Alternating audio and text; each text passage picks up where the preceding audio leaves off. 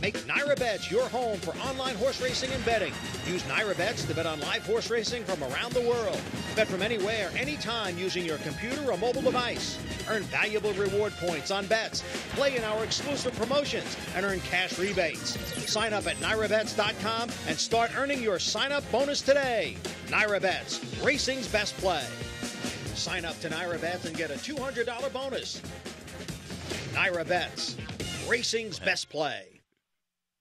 Well, the big weekend is almost here, and the weekend kicks off with the Kentucky Oaks at Churchill Downs, and a lot of good things going on at NyraBets as we head into Derby weekend. Want to remind people on NyraBets, sign up now. Get that $200 bonus, sign-up bonus. Promo code is Derby. Earn up to $200. Sign up at NyraBets.com. Earn this bonus through Derby weekend.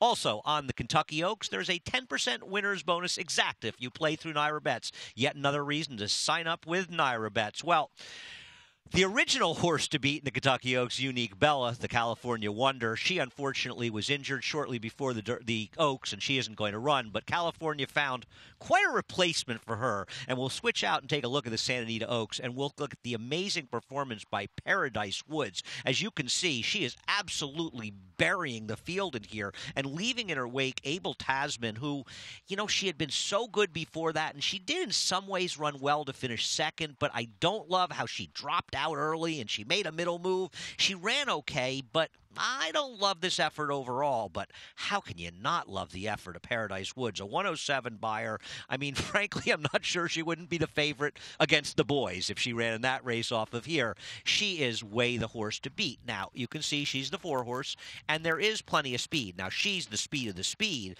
but she's going to have some chasers, and this is a race where you have to make a decision which speeds, if any, do you want, and do you think they'll set it up enough for the closers? And I think that's a perfect segue to the next replay we'll look at, and that's our gazelle that we ran at Aqueduct. Miss Sky Warrior visually was every bit as impressive as Paradise Woods. Now, from a final time standpoint, she was a bit slower. Not significantly slower, but a bit slower. This was the breakout performance from Miss Sky Warrior, and if you're a fan of hers, this is what you want to see going to the Oaks.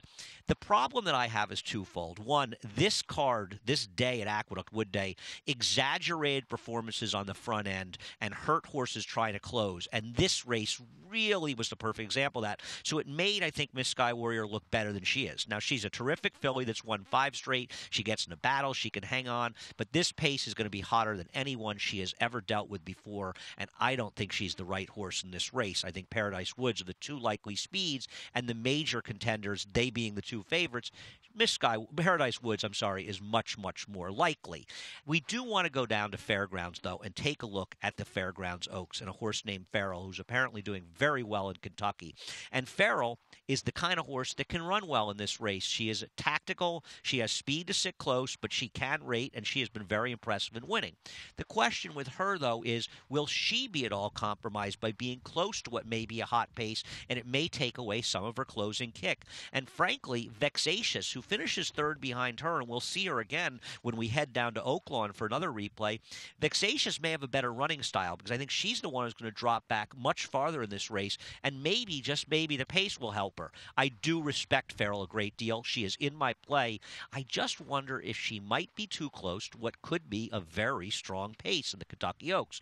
Let's head down to Gulfstream Park and take a look at a horse that's lightly raced named Salty, and she is certainly a salty runner. She's been terrific in all her races. When Ian Wilkes finishes even second in a debut, and a fast debut it was, you know the horse is probably pretty good because he rarely has them cranked up to go early. But Salty was privately purchased since then, switched to the Mark Casse barn, and has run 2 successive terrific races, easily beating Tecalita as well as Jordan's Henny, who are going to try her again in the Kentucky Oaks.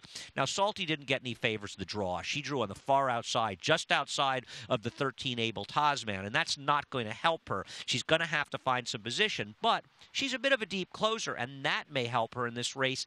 Overall, I prefer others in there, but Salty's lightly raced, and she is definitely talented, and I wonder, if I lose this race, she may be one of the ones that beat me, one of the main ones.